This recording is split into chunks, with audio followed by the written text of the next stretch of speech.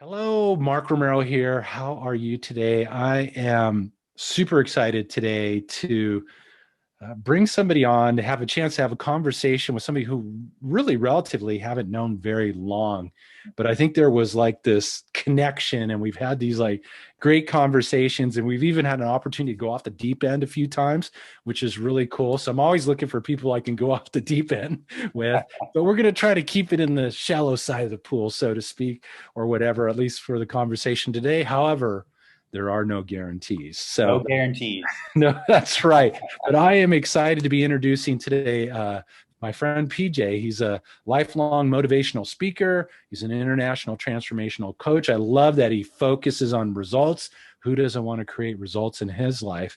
I think the thing that's really cool is that despite his disability, which was expected to take his life at around 7, PJ, I think you're over 7, dude. I think you've gone far exceeded that timeline that was set down for you.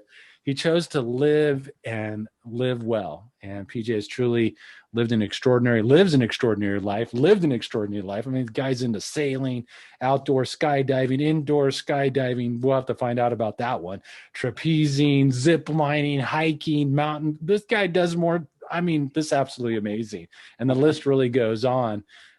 He's a former wheelchair athlete, international traveler, amateur watercolorist, founder of 2 nonprofit organizations for disabled sports programs, published author, and he's a 10th degree black belt martial artist. So do not mess with PJ. And women's self-defense instructor and a meditation instructor, teacher. So I am so excited. I'm like, dude, is there anything you haven't done? I haven't walked since 13. Okay. Well, I haven't surfed yet, to be honest, and I really want to be able to surf. And as you know, we were just chatting about it before we hit record. I had a bit of an unfortunate setback in 2019 where I caught some kind of virus and lost like 85% of my physical strength, and it reduced my lung capacity significantly. And so surfing is still high on my list, and I've still got some ideas and ways to do it. It's just not going to be as easy as it once was, but it's still a real possibility. well, hey man, let's craft a vision and hold the space that you get to do that and add that to your resume. It's really impressive. And I guess it's kind of like in reading that, and you think about it, and we were talking about physicality before we started the show. You know, there's there's something in your spirit there Yeah. that has, even regardless of the challenges in your life, has propelled you to move forward and to step into doing things and to not be stopped by the obstacles that appeared in front of you. And I was just kind of curious if you were kind of like to bring it down to earth. What do you think that is? What do you think that aspect is within yourself? And ultimately, how can people find that same energy or whatever it might be within themselves to help them to propel and move forward, regardless of what life might hand them? Yeah, I think this is a really important conversation. Let me back up just a little bit and answer a slightly different question at first, and then we'll flow into that. Go for it. Everybody's familiar with Darwin, right? Charles Darwin. And Charles Darwin had the idea of the survival of the fittest. Well, what we're finding now is it's not actually the survival of the fittest. What we're finding is that I don't believe that evolution um, leads first and spirit follows. I believe that spirit leads and then evolution follows. So when you want something and there's something you want and you see it out there, you target out there. I'm in a hotel right now and I'm looking out at this amazing mountain range. And when I'm pointing at one of the caps. And so, well, I'm pointing, like in my mind, I'm pointing. My little arms don't work so well, so not actually pointing. But when you see me look like that, you know that I'm in essence pointing. So when you see something out there that you really want, and you're like, that's what I want, all of a sudden, like your spirit is turned on. And as long as you can keep that energy up, the evolution will occur. The things that you need will happen, right? Like I want to be able to surf. And so how am I going to do that? I don't know yet, but it's going to happen, right? Well, you And might need a surfboard. well, I think there's a good start, and probably some water wings, right? Because I Yeah. don't swim as well as I used to. Yeah. Um, but how does somebody develop that spirit? First and foremost, more than anything, It's the identification of what's really true for you. And I believe right now I find that I'm teaching primarily two things to my own personal clients. It's letting go and empowerment. Mm. And it's a cycle, right? The more you can let go, the more you open up. The more you open up, the more you can receive. And empowerment is like, that's what I want, and I'm going after it. It's the physically taking action to go and get it. It's the energy, it's the life force, it's the drive, it's the intention, right? That you move forward with despite any of the concerns and fears. But then it cycles back to letting go. Well, what are we letting go of? Because letting go is far more important than the empowerment. Because if you don't let go, whatever you hold on to could drown you. It could hold you down, right? So the things of your past, the worries, the fears, the doubts, the things that other people have said, what is it that you can let go of? And when you let that go, how is it that you're able to step forward, right? How, like, do you spread wings? Do you step forward? Do all of a sudden you go, wow, like I've wanted to play guitar my whole life, and I was so worried because people used to make fun of me when I was a kid, and so I just, I just never picked it up. But I did some meditations. I worked with Mark. I worked with PJ. I worked on myself. I did a lot of journaling. Whatever it was, I let go of that judgment, and as soon as I let go of the judgment, I found myself in a music store holding a guitar. And I was like, I'm not even sure how I got here. Mm. It's amazing what will happen in your life when you start to let go. Because when you let go, what happens is you're forced to open up. The only way that you can actually let go of something is to open up. I love that. But let me ask you a question. Why do you think we can even think of ourselves? I'm sure. Why is it sometimes so hard for us to let go? Why is it that sometimes we're so resistant to let go of old ways of being, let's say, even though we know they're not conducive to our highest and best good? Why do we still struggle to let go? It's almost like there's a fear or something that comes into play. Why do you think people have a hard time letting go? I think it's very, very simple because if we look at the mind, I break the mind down into two pieces, largely two pieces, conscious mind and the unconscious, Mm. right? And you said, why is it that we or you or they, right, can't let go? And I would modify that and I would say, it's not them, it's not we, it's not us, it's not me, it's not you. It's not that we can't let go. It's that the unconscious mind wants to hold on because of the fear, right? It says, hey, I'm a little bit afraid because what we did before hurt. And it may not have been a physical hurt. I might not have like strapped on a parachute and then the parachute didn't deploy and I landed hard. It wasn't that. It could just be that somebody made fun of us, Mhm. right? And when we got made fun of, it hurt emotionally. And we're not being chased by lions and tigers and bears, oh my, anymore, right? In modern day society. So the mind goes, the unconscious mind specifically identifies emotional pain. And then the unconscious mind goes, hey, if you can be hurt or we can be hurt, then we can be killed. And that's not part of my programming as the unconscious mind. Part of my program, the primary program I have, the primary protocol is survival. And so I'm going to do anything I can to pull you away from things that might hurt you, embarrass you, or cause you some kind of pain or suffering, because it translates as the potential for death. All living things need power to survive, right? Right. If you look at muscle, muscle is power, money is power, photosynthesis is power, flexibility is power, finances are power. We all need some, food is power. We all need some kind of power to survive. But when the mind, the unconscious mind, sees that our power is being taken, it starts to freak out, especially because it doesn't know how much power is going to be taken and over what period of time. And the combination of those two things makes it like literally like hold on to anything and everything that it can.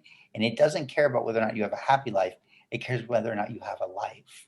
And so Right. it gets control of us. And so often I'll say, shh, it, because that's often all the unconscious mind gives us is shit.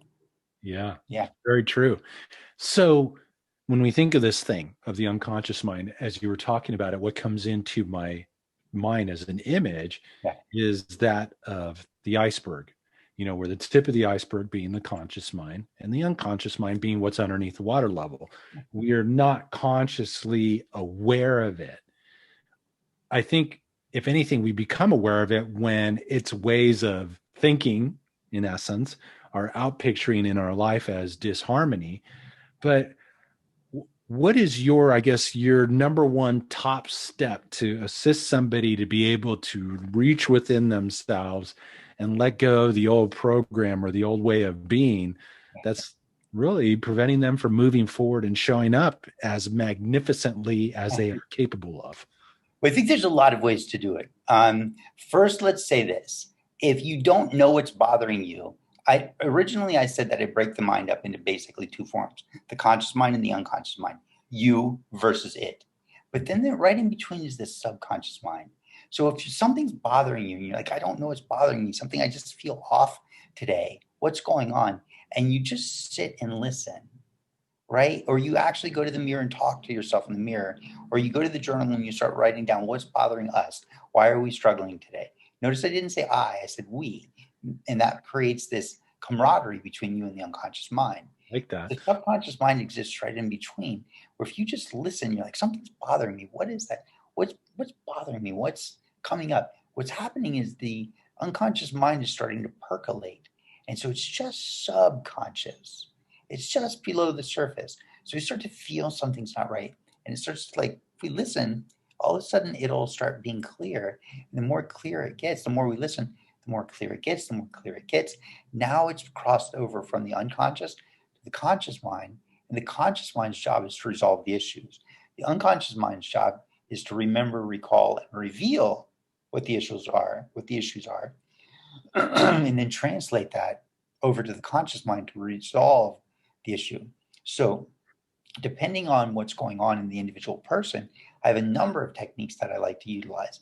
One of which, honestly, is if you're experiencing this sense of, like, I just can't go forward because I was judged as a kid, or my former spouse said that I would never be able to amount to anything, right? Or somebody put me down, or I was embarrassed in school. You identify the image that you're seeing over and over and over. And if it's a person, right, what I suggest is what I call my power differential technique.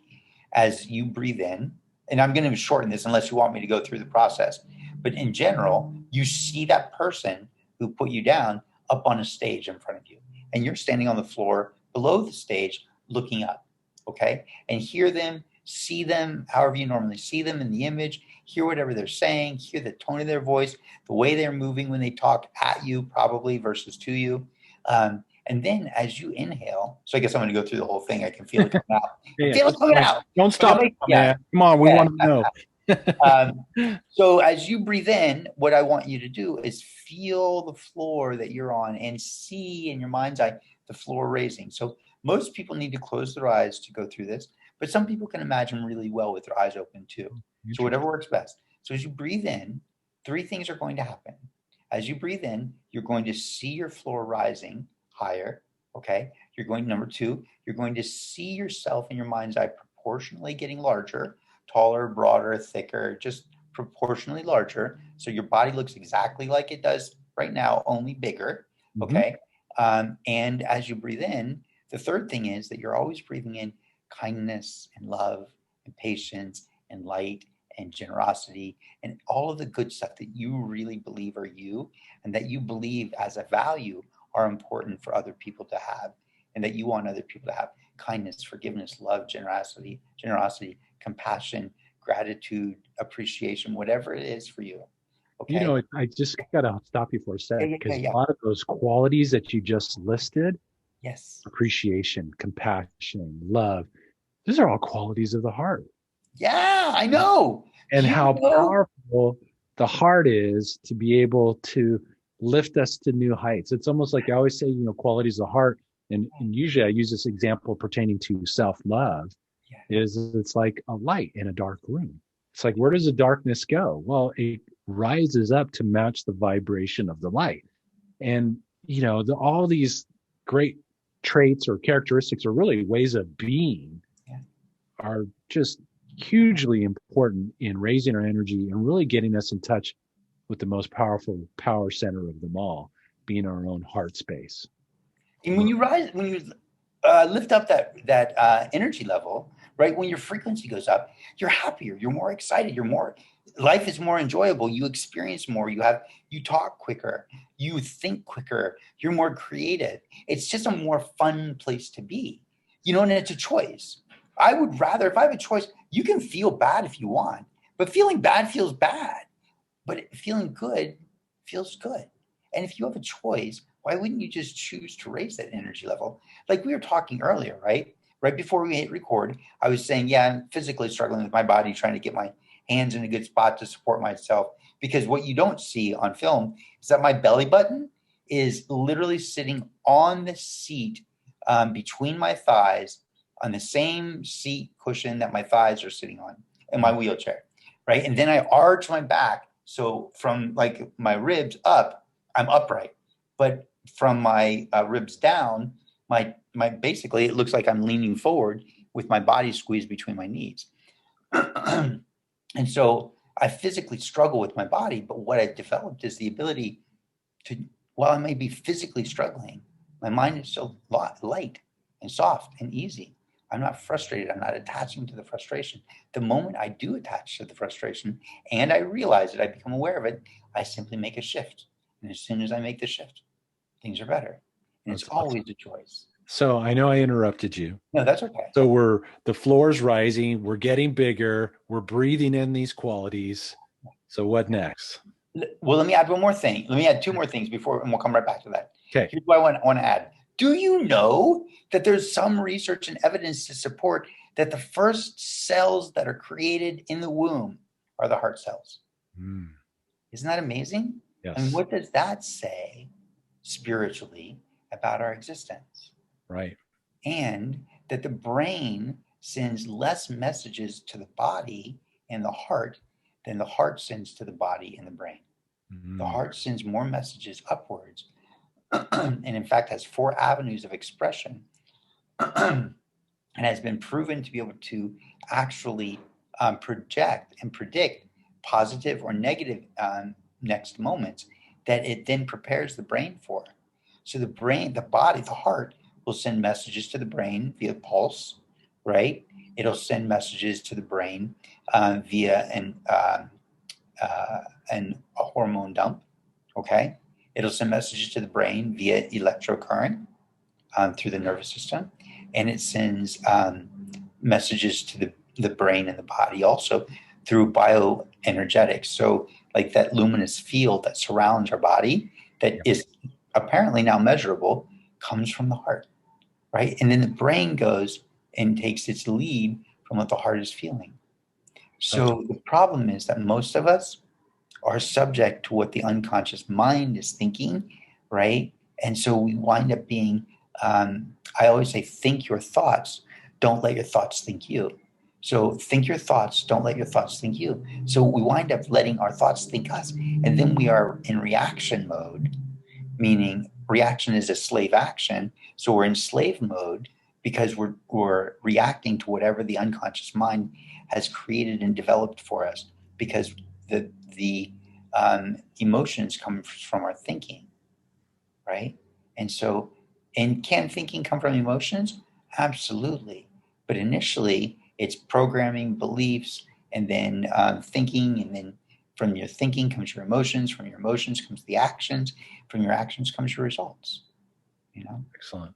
Yeah, so right there, it's almost like a belly button of our existence is between the thinking and the emotions. Yeah. And the emotions are they're literally just messengers, right? They're just messengers. Negative, sad, hurt, upset, unpack those emotions. If I'm angry or frustrated, okay, well, let me unpack anger. First of all, let me look at anger as a secondary emotion and say, well, what are those emotions that are under anger? Well, I was embarrassed. I was hurt. I was disappointed. I was confused. And so then you unpack those. And by unpack them, what I mean is consider them like an email, a messenger, and then they all have an attachment. And you go in and you go, okay, well, why was I confused? Okay, I was confused because of this reason, this reason, this reason. Okay, what is the message in there? What is the attachment? What is the life lesson, the message, the learning, the wisdom, the knowledge that I can glean from that, or the insight? And then once you start to go, oh, well, the confusion wants me to know this, that I get to be crystal clear on what's important to me from now on. And as soon as I go, oh, yeah, that resonates as true, the confusion goes away. If there's still a little confusion after you download what you think are all the messages, that means there's still one little tiny piece left that you haven't explored. And probably because your mind goes, oh, that's not part of this. And it might be something like, hey, we still want to be joyful and laugh. Even if we're confused, we still want to be able to have fun. And you go, oh, yeah, that's true. I do still want to have fun, even if I'm confused. And then you check and the confusion is gone. But that might be how I unpacked the confusion in that particular example. You might feel all kinds of other messages or lessons or learnings or wisdom or knowledge or insights from how you would unpack those. But so you asked me, what is my biggest thing that I would help people use? This is one of those things. Unpack the negative emotions because they're literally just messengers. Okay. Now, if you want, I can go on back to the. No.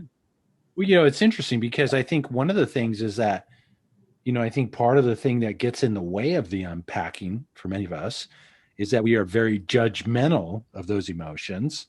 And then we tend to, engage in our first, our favorite non-emotional process or procedure to stuff the stuff down, Yeah. it's almost like not experiencing it. So what are some of the things because I think we all have this tendency, because those emotions, we have been taught that those emotions are bad and should not be experienced. And let's face it, they don't really feel optimal. We like to be in fear or Right. in some sort of emotional pain, but yet, like in my own philosophy, I believe it's important for us to feel, and I like this, and to let that energy go, to move that energy out. And yes, to inquire behind the energy as to what's the cause, what's the reason for it being there, and to see what kind of life lessons and things that we can learn from that experience. But I think a lot of people are really become very masterful, and I think probably we all have at one time or another in our own experience, of not allowing ourselves to, in essence, to what you call unpack. We don't even want to feel it. We don't even want to look at it. What would be your wisdom around helping people to kind of move past some of that bias that we experience with some of those emotions, so we can really kind of dive in and really start? I like to use them as ways to leverage to take my life to new heights. What would be some things that you would recommend in helping people to do that? So let me clarify, just see if I understand what you really mean. You said that you like to feel those emotions, right? Not, you don't necessarily like to feel the negative emotions, but that you think that it's really valuable and important to feel the emotions because we're humans. Like that's part of our existence, right? In some cases, that's part of the richness of being a human. And so, the idea of exploring those and sitting with those and feeling those, there's some value in that. And Buddhists teach that, right? Well, don't worry about trying to let go. Just sit with the emotion. Just let it be. Just explore it. Where do you feel it? How does it move? Right? That's fine. You can absolutely do that. But then there's a skillful process that you go, if I'm within Buddhism talks about being skillful. If I have the ability to let go of something that bothers me, why would I want to hold on to the thing that bothers me? And some people will say, well, as humans, don't you want to experience that? No. If I step on a nail, why? It's the same thing to say, well, hold on, why are you lifting up your foot? Come on, let's just walk with it for a little while. Just feel it. Why? It hurts. If I am skillful enough to pull that thing out and be smart enough to pull it out so it doesn't get an infection, pull it out so you don't get an infection. The negative emotions can cause a psychological infection. So I'm not sure exactly where you're coming from. And I don't disagree with you, right? I don't disagree with you. I just wanted to clarify that piece so that I can understand exactly where you're going and what you're asking about. Well, and I think that's part of the thing is it's about feeling it, but really with the intention of letting it go and moving that energy through. It's not about walking with the nail. I love the analogy, by the way. Yeah, I'm going to feel into it. No, obviously you have to take action to remove the nail. But in essence, I think there's some healing and liberation. It's almost like we're, popping something or getting something out by allowing ourselves to feel and to process that energy with the intention of letting it go, with the intention of moving through it, with the intention of releasing this that is held within us. Yeah, but you just said the magic word, right? The magic word is process. Because as soon as you process, you release. That's Right. all I'm teaching. It's exactly the same thing. All I'm doing is unloading, downloading, like the life lessons, the wisdom, the knowledge, the insight, right? The meaning, the message. As soon as I download it and I go, yeah, that feels right. And I double check, is there anything left here? And I go, I don't think so. I don't feel confused or frustrated or angry or hurt anymore.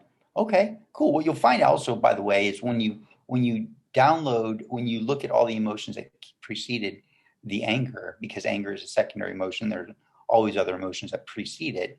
When you download the knowledge, wisdom, the meanings, the life lessons, the wisdom, whatever, the message from each one of the other emotions, the anger doesn't really exist usually anymore because it's dissipated. Anger arises because it's a way of you gaining power back.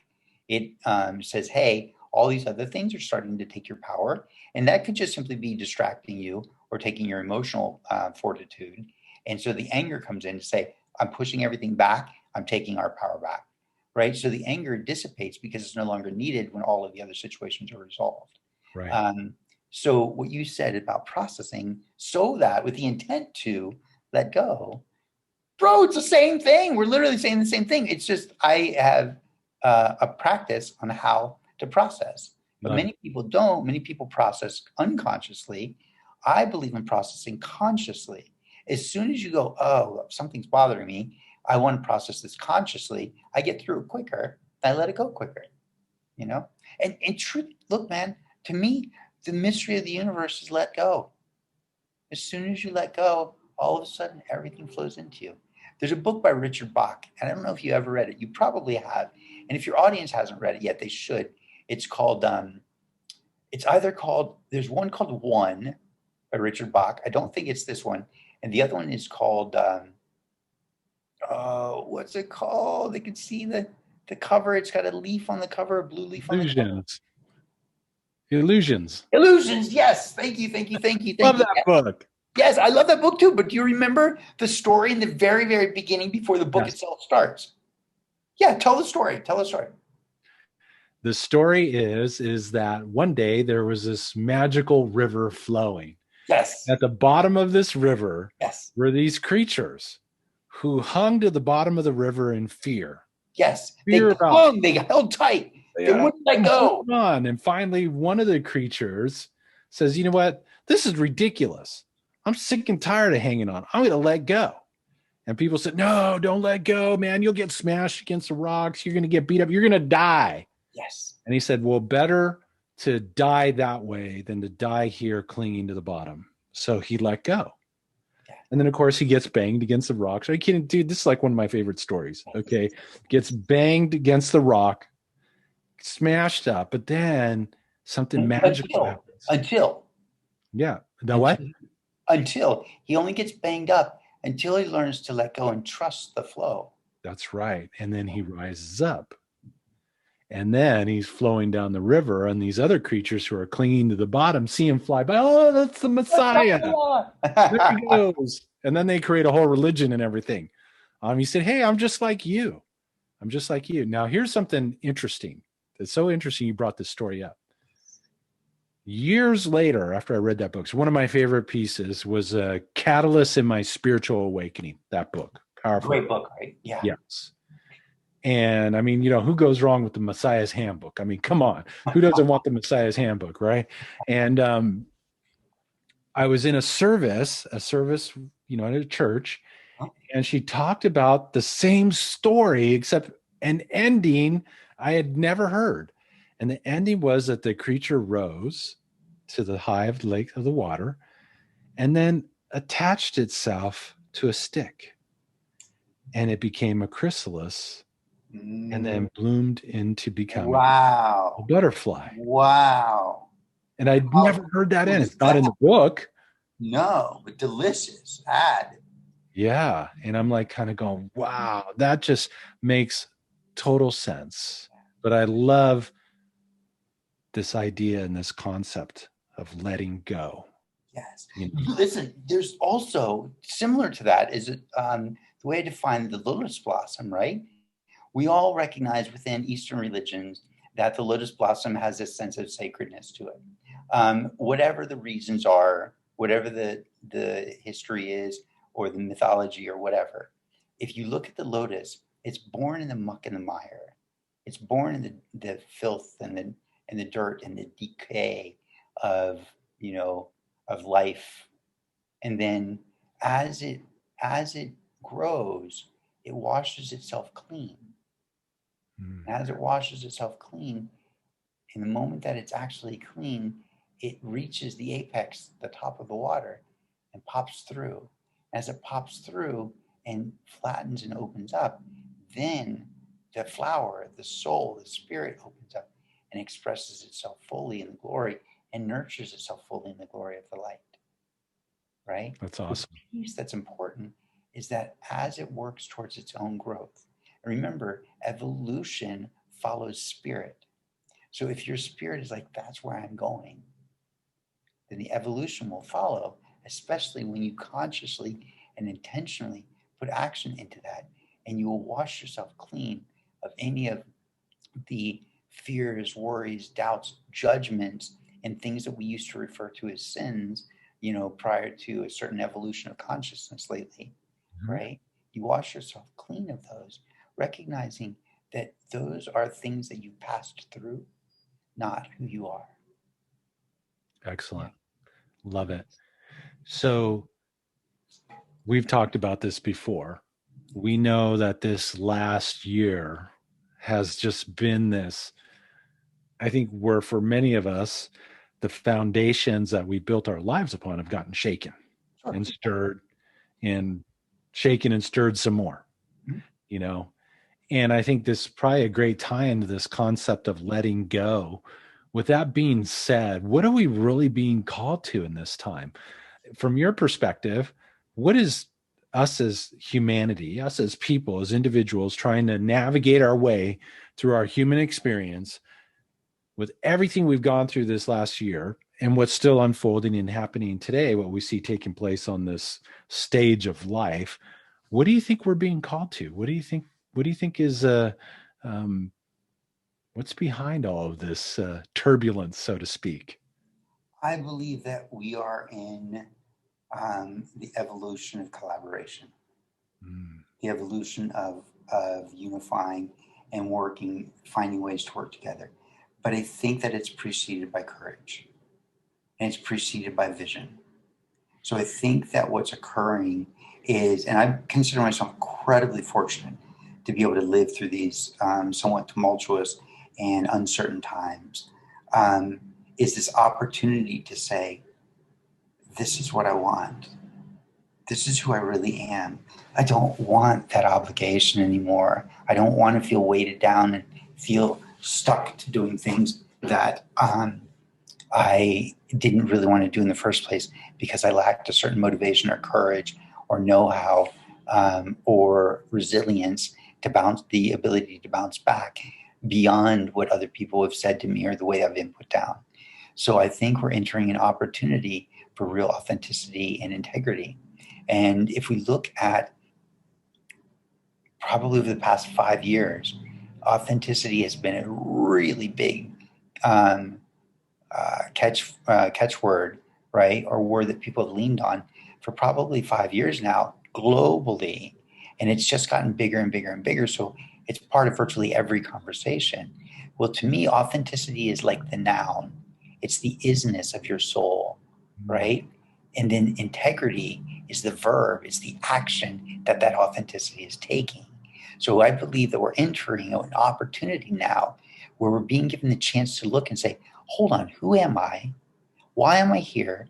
What do I really want? No, I don't want to do that. I want to do this. And I'm not just talking about work. I'm not just talking about your 9 to 5. I'm talking about how do you want to live your life? Who do you want to live your life with? Where do you want to live your life? What are the things that you want to express? Is there art in you? Are you a creative? Are you a thinker? Are you a builder? Are you inquisitive? Do you like numbers and you want to stick with science and math? That's fine. Like, we're entering an opportunity now where people get to rewrite themselves. And look, let's look at this just for a second. We start talking about authenticity, right? And then there's a sense of overwhelm by life and media and social media and trying to keep up with everybody else. And there's all this like putting on this, like this, sometimes in many cases, a false front, right? And then people judge themselves against other people's false fronts. And they're not really looking at themselves and going, hold on, but who am I? Right. And now we shift into this year of COVID globally, where there's an opportunity for real introspection and an opportunity for a lot of people that are starting their own businesses, or a lot of people that lost their jobs. And they're like, look, I'm going to find a way to go back to school. Or, okay, you know what? This is not what I want to be doing with my life. I have to figure something else out. This relationship isn't working. How are we going to make it work? And so we're being given an opportunity to really look at ourselves under a microscope and ourselves in relation to other individuals and other situations and other environments. And so all we're doing is washing off. We're just washing off. But I can't wash the dirt off if I don't know it's there. I can wash everything, which you should probably wash everything, right? But when you know that there's a little bit of dirt somewhere, it gets some attention. Yeah. And so we're being given an opportunity to see our dirt, our filth. And I don't mean in a negative spirituality, just use it as a metaphor, our discomfort, our sadness, our disconnect, our lack of honesty. It's like the stuff that's not the truth of who and what we really are. Yes. Can I get an amen up in her? Can I get a hallelujah? Absolutely, that's the stuff, right? And then what's happening is we're coming to the place where we're about to poke our head up and out of the water, and we're about to spread out and lay that lily pad and then open the blossom of who we really are. Yeah. We're in a really beautiful opportunity right now. Spirit will guide evolution. But you must know who you are and where you're going and what you want. And I guarantee you're not going where you want to go unless you are implementing, letting go of old ways and releasing the courage to identify who you really are and what you really want. Taking that deep breath and saying, okay, I'm going to try. And then taking that next step, And Yoda might say, try not, do or do not. There is no try, Right. And I would agree with that. But there are some philosophies, and now we're just arguing over semantics. There are some philosophies that say, no, like, I'm going to try my buns off. I'm really going to put so much effort into this, and I'm going to figure it out. Even though I don't know how right now, I'm going to try and try and try and try. There's research that shows that children, it was a 20-year study, children that are raised by parents who say, good job, don't succeed as well and at the same height and level and aren't equally as happy, as measurable as that is, as children who are raised by parents who say, don't quit, keep trying. You can figure it out. Try again. Try another way. That's how I was raised. I was praised for doing a good job too, but I was mostly encouraged to keep trying. Don't give up. Try anyway. Yeah, and now I've lived 45 years longer than I was supposed to because of that. That's awesome. Awesome philosophy. Very inspirational, and I think really a key message of what needs to be heard as so many of us are dealing with the mud, but yet we're in this process of moving to the surface. I love that analogy, and blooming, and really becoming who and what we are. And I think honestly, that's the key to changing the planet.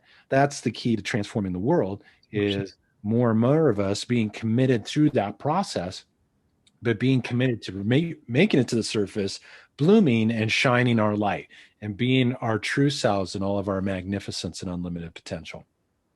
Yeah, listen, man, if I sat underwater with an oxygen mask and a scuba tank, I just wanted to say the word scuba, right? Scuba tank. And I'm sitting underwater watching that water lily grow through the water. I'm not going to see it move. Maybe I'll be like, okay, well, it was measurable against that background, And it was here 3 days ago, and then it looks like it's here now. So it's clearly growing. It's just not growing at the speed like that I feel like I can see it. You will feel the same way. You will feel like you are not growing at the speed that you can see it. But if you focus on transformation, I say this all the time, change is inevitable. Transformation is a choice. Change is inevitable. Transformation is a choice. If you focus on the result, you'll never change. You'll never transform. If you focus on the transformation, you will see results. So instead of beating yourself up for not being able to jump out there and being courageous enough to I'm just going to quit my job and I'm going to go off and do this because this is what I want to do. Let's go little bit by little bit by little bit by little bit, almost microscopic pieces. So, and just say to yourself, well, can I do this one tiny, tiny, tiny piece that's almost measurable? Yeah, I could do that. And it takes like half a second to do. Yeah, I could do that. Could I stop saying I wish and say I'm learning how to? Okay, I could do that. Because there's a lot of monsters. There's a lot of monsters between right now and someday. There's a lot of monsters between here and there. There's a lot of monsters between like, well, now and, when I get the chance. Eek! Those monsters are self-judgment and worry and doubt and struggle and frustration and disappointment and judgment from others. Those are monsters. They'll eat your face, right? Don't let them eat your face. Instead, like, take the microscopic movements and recognize I'm transforming. The little step-by-step process, that journey.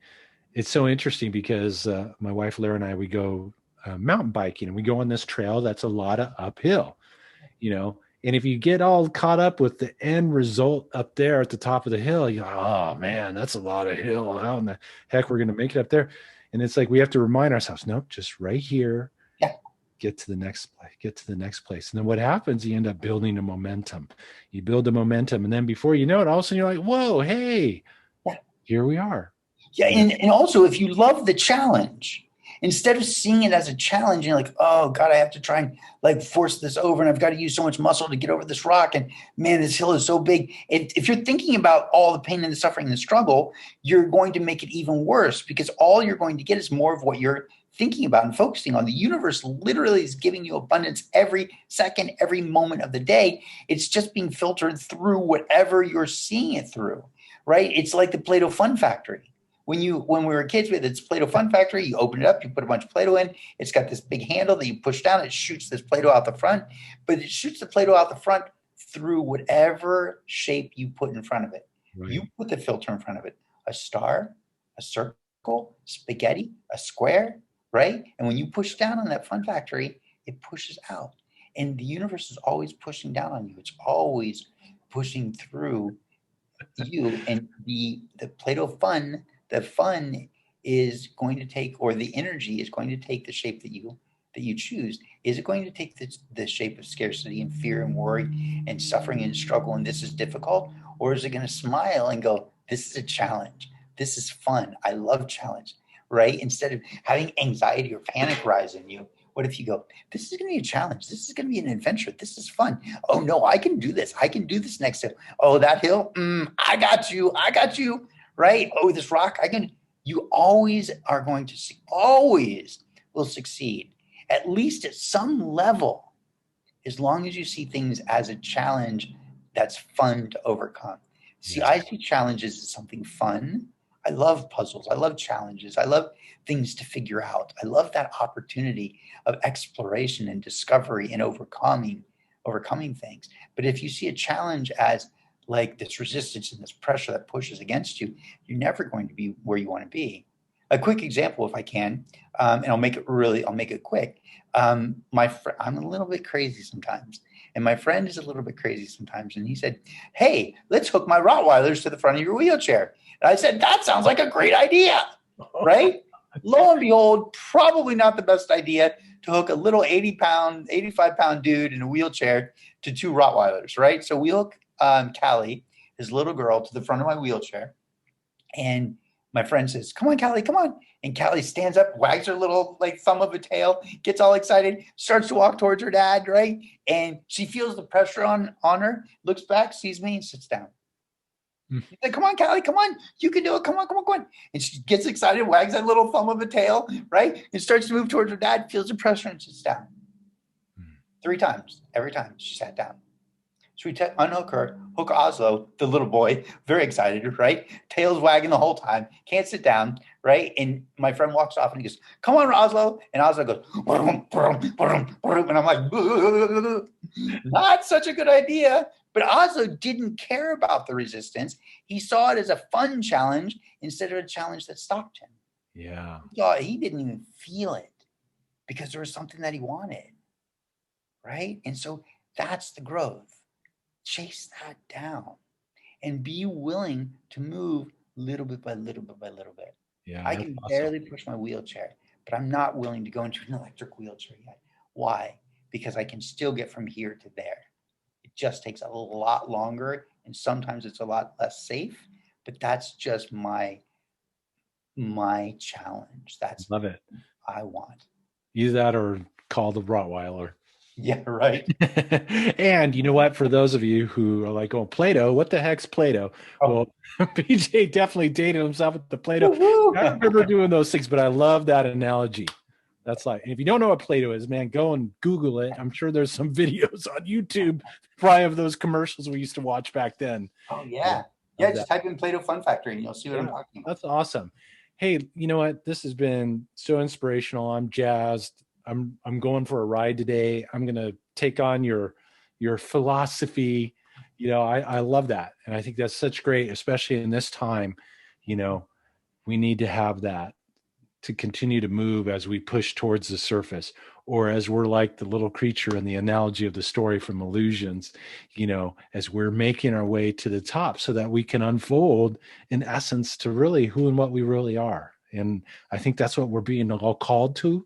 I think that's the calling is going out. Life, the universe, God, source energy, whatever you want to call it, is putting out the calling. Hey, humanity, rise up, rise up, rise up and be your magnificence. And thank you so much for these words of wisdom, the encouragement, the inspiration. If people want to find out more about you, PJ, and what you do and everything, how do we find out? How do we get to tap into you more? Well, is it okay if I take 60 seconds just to really quickly close up that loop about? Do it, man. Do it. Okay, thank you so much. I know that we're sort of at our mark. So remember I was saying the 3 things when you breathe in, you see that person that challenged you when you were young or at some point in your past that really you're struggling to get over, right? So you see them on the stage in front of you, looking down at you, saying whatever they say, hearing the tone of voice, dressed the way they dress, whatever you normally see, right? And when you breathe in, 3 things occur. As you breathe in the joy and love and the kindness and generosity, compassion, all of that. And as you breathe in, you see yourself getting proportionally larger, taller, broader, thicker, right? And as you breathe in, your floor also rises. Okay. And when you exhale, you want to see them getting smaller proportionally, quieter, like so their voice will start to get squeaky. Okay, like sort of maybe it'll shift towards a Mickey Mouse kind of sound. And then it'll get softer simultaneously because they're getting smaller. And the third thing is their stage will start to lower. So every time you inhale, you breathe in positive joy, love, laughter, all the good stuff. You proportionally continue to get larger. Your floor continues to get higher, right? And as you proportionally get larger, you may wind up the size of the Earth or the solar system or the galaxy or the universe. That's okay, right? And as you exhale until like keep this process, this inhalation, exhalation. As you exhale and they get proportionally smaller, squeakier, and eventually so soft and so quiet that you can't hear a single word that they're saying. And they get so small, they get smaller than the smallest ant you've ever seen. At that moment, and physically, don't just do this in your mind. It's not an imagination anymore after this. Physically, either, depending on the nature of that relationship, physically squat down and flick them out of the way, right? Physically reach down and depending on the nature of the relationship, pick them up between your 2 fingers and roll them around and just squish them. Pick them up. I know. Sorry, I'm kind of crazy. Depending on the nature of your relationship, reach down and just toss them over your shoulder like, I don't want this person in my way anymore. I don't want to flick them out in front of me because I might run into them again. I don't want to squish them because that feels a little violent and aggressive. So then just pick them up and throw them over your shoulder somewhere so they're in your path. You don't know where they are, just throw them. Like literally physically reach down, pick up where they were in your mind, physically throw them over your shoulder, and then check in. How do you feel now? And what you'll find is that, and if they're important to you, and you're like, maybe they're your mom, you're like, look, I don't want to deal with all the crap that she used to say, but I can't just throw her in my past. I can't flick her, and I don't want to squeeze her. I don't, so I'm going to pick her up. I'm going to put her on a shelf in the back of my, like back here behind me. So create some kind of shelf, and it can go way, way, way, way, way back in your past, way back. Just put her on the shelf and make sure she's stable and she's there. Shelf is good. Shelf's not going anywhere. She's there. She's not going anywhere. Let her go and turn around. And physically, I mean, physically reach down and physically reach behind you, and then come back and just check in. Yeah, okay, I do feel better. Because when you put them behind you, all of a sudden, there's a psychological thing in the brain that goes, oh, it's behind us, it's probably not important anymore. Probably not dangerous anymore. So that's one way that people can let go. Sorry, that was a really long 60 seconds. No, that's all right. It was a good, we just extended time and space. So it was 60 seconds, PJ. That was perfect. I love it. I love it. So you asked where people could find me. Yeah, you're a cool guy. People might want to hang out with you. That would be cool. I love that. I love making new friends. PJswisdom.com. PJswisdom.com. You can also find me on Instagram at the PJ's Wisdom. You can find me on LinkedIn, I think, at PJ's Wisdom, I think, and Facebook is PJ Dixon right now, Dixon. But you can also just type in PJ Dixon. I usually do P period, J period, but try it both ways. Dixon, Dixon. Awesome. But they'll find me. There's not too many people that look like me. Well, there are a lot of PJ Dixons out there, which is interesting. Yeah. So that's why I pretty much just go by PJ. That's awesome. Well, thank you so much for sharing your perspective, your insight. You revealed a whole nother part of yourself, which I hadn't really seen in our previous conversations, which is really cool. I'm all fired up. I'm going to go blow the dust off my illusions book and go read that story again. That's it's so funny you picked that book. That's like one of my favorites of all time. It really was a catalyst that ignited my spiritual growth. All conversations, they're just God talking to God. They're all just namaste, right? And so the divine in me knew that the divine in you wanted to hear something. Yeah. And I didn't know it. I'm just the conduit. I'm just the giant ear. I just let it flow. If I get out of the way and then let it go, then all the right stuff tends to flow. That's awesome. Well, hey, thank you again for being part and participating in this, and really appreciate it. Thanks, brother. My pleasure. Nice to meet everybody. I love you guys. Yeah, thank you so very much for taking the time to tune in. Hope you enjoyed the show. I'm sure you enjoyed the show, and follow along and see what shows up next. But thank you again, and have a great day.